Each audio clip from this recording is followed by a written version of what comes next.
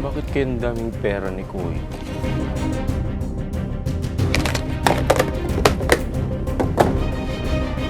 Mamaya na ako uwi ng bahay.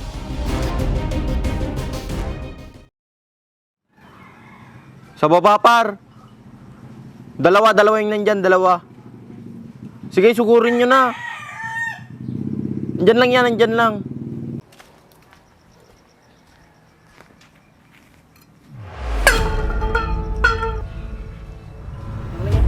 Sana lang. Asan yung magaling mong kapatid? Bumili po ng almusal sa tindahan. Luko yung kuya mo ah! Bakit, tay?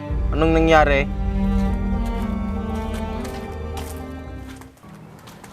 Luko kang bata ka!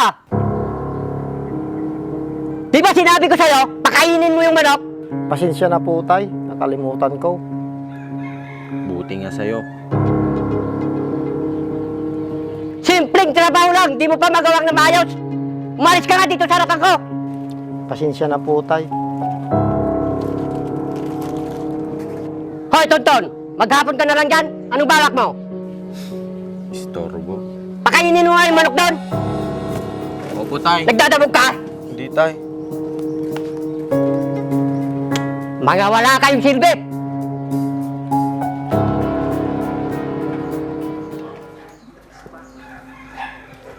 Ayusin mo yung pagpapakain mo dyan, ha? Anong gagawin mo dyan, tay? Bebenta mo na naman? Huwag ka nga makialam at tupagin mo yung pinapagawa ko sa'yo dyan.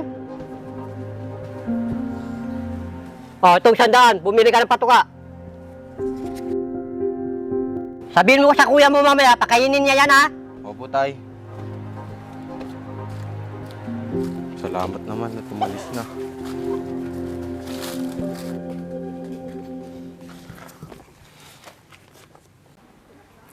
Ano daw sabi ni tatay? Saan daw siya pupunta? Ewan ko dun, kuya. Di ba nag-iwan ng pera? Pangbili ng ulam natin mamaya? Hindi. Walang iniwan sa akin na pera, kuya. Eh, ano yung 100 na binigay sa'yo? Ah, pambili daw ng patuka sa manok yun. Ano ba yan? Inuna pa yung pagkain ng manok kaysa sa atin.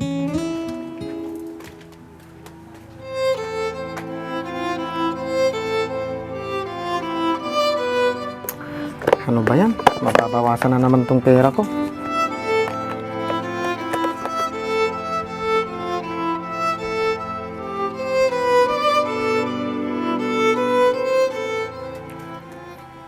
Oh, saan ka pupunta, kuya? Bibili lang ako ng bigas sa kaulam natin mamaya.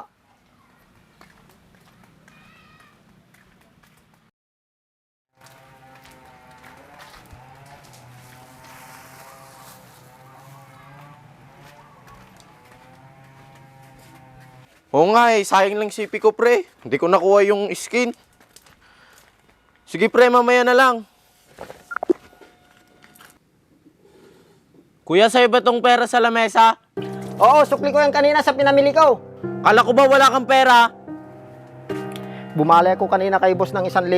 Pahingin naman ng 100, kuya. Bakit? Saan mo gagamitin? May bibiliin lang kasi ako, kuya. Wag na. Baka kung ano lang yung bilhin mo. Damot mo naman, kuya, para 100 lang. Teka, napakain mo na ba yung manok? Oo, kuya, tapos na. Oo, para malinisan ko bago dumating si tatay. Pasok mo muna to sa loob. Sige, kuya.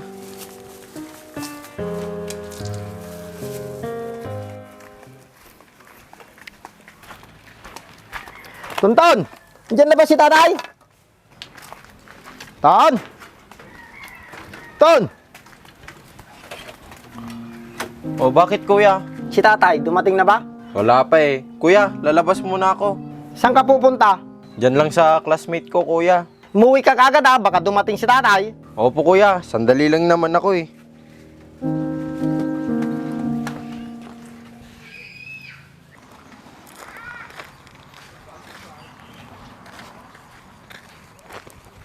Ay, nakalimutan ko yung cellphone ko.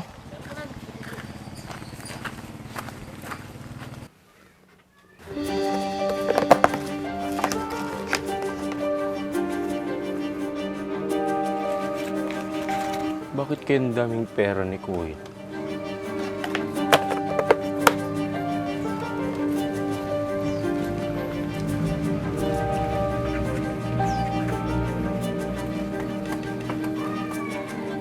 Ayos, wala na si Kuya. Matignan nga kung gaano kadaming pera.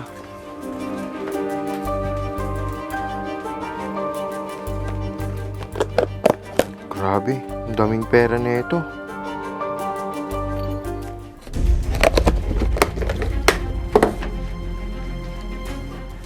Oh, bakit? Parang nakakita ng multo ah. O tay, kumain na ba kayo? Hindi pa. Wala akong ganang kumain. Oh, bakit tay? Paano? Palagi akong talo. Teka, asan yung kuya mo? Hindi ko po alam kung saan pumunta. Ha, ganun ba? Oh, ba't parang nagmamadali ka? Kila Jess lang tay. Sige tay, nagmamadali ako.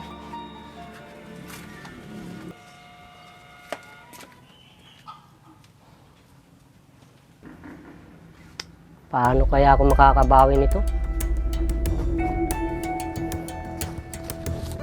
50 pesos na lang pala ang laman ng bulsa ko.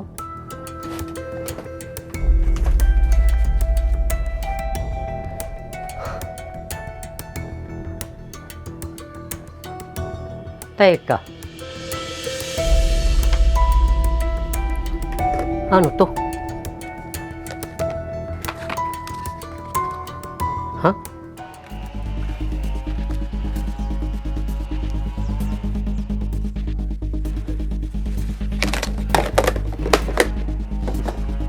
Mamaya na ako uwi ng bahay.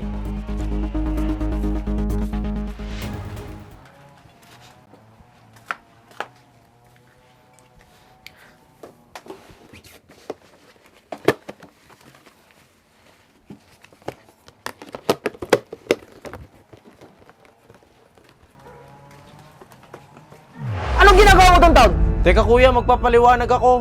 Kinukupit mo yung pera ko na, oh. Nagkakamali ka kuya. Nagkakamali. Huling-huli ka na nga sakto. Teka kuya, hayaan mo muna ako magpaliwanag. At ano ang ipapaliwanag mo? Kuya, ganito kasi yon. Sinabi kasi kanina ni tatay na malaki yung talo niya. Kaya nakutuban ko na gagawa siya ng paraan. Kaya inunahan ko kunin yung pera para itago. Kaya nung umalis si tatay, bumalik ako para isole ang pera dito sa box dahil alam kong isipin niya na kinuha mo na ang pera. Tama ang mga sinabi ng kapatid mo, anak. At iba naman yung ipon ko, tay, pag-iinteresan nyo. Masyado akong nalulung sa sabong, anak. Sana naman, tay, naisip nyo. Kaya ako nag-iipon para sa kinabukasan natin. Simula nung nawala si nanay, lumihis na kayo sa direksyon nyo. Pati yung mga gamit natin, unti-unti nyong binebenta. Tama na yan kuya. Hindi, nakakapagod na. Araw-araw na lang ganito. Inuunan nyo pa yung bisyo nyo bago kami.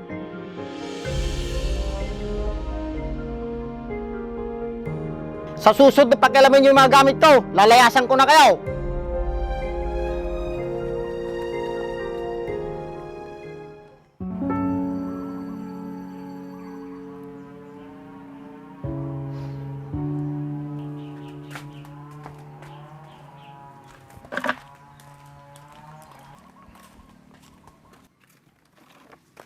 O anak, Naalala ko, tay, nung buhay pa si nanay.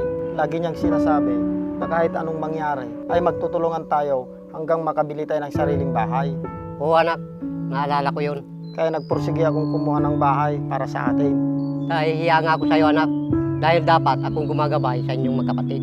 Kaya nagulat ako na makita ko na kumuha ka ng bahay. Para sa atin yun, tay, para hindi na tayo mangupaan. Pagpasensyahan mo talaga ako, anak. Titigil ko ng pagsasabong. Kalimutan na natin yun, tay. Ang importante, iniwasan nyo na ang bisyo nyo. Huwag kang mag-alala, anak. Pagtutulungan tayo magtrabaho para mabayaran natin kagad yung bahay. Maraming salamat, tay.